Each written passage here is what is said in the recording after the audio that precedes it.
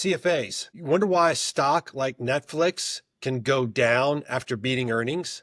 Well, it's because the valuation is already so high that it implies an unrealistic amount of subscriber and profit growth. We're seeing a lot of these kind of stocks these days, especially in the tech sector, what I call good company, bad stock. And by that, I mean, hey, it's profitable. It makes money.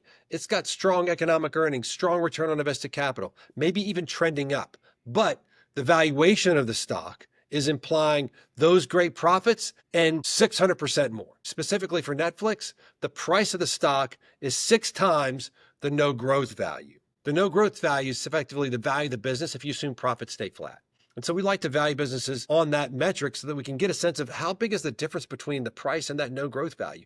And when it's 600% higher, the price is 600% higher than the no growth value, we've seen over time that almost never persists. That's an extremely high valuation. So when you take into account the time value of money CFAs, that means they're going to be like 800, 900, 1,000% higher 10, 15 years in the future. The market's implying that Netflix is going to maintain super high margins and achieve unrealistically high levels of market share. If you want proof of this, take a look at our report. Type in a ticker, get an answer. That report will detail exactly where we show profits is really high. Like, for example, it's got a 30% return on invested capital. That's a really great number. It's a very profitable business, but it'll also show you that the free cash flow yield is a low 2%.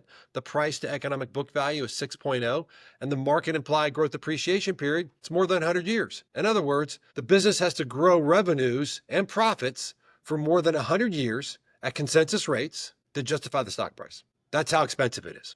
You don't have to crowd into all these super expensive stocks. You know, it's a good company, bad stock for a reason. There are a lot of good company, good stocks out there that you deserve to know about.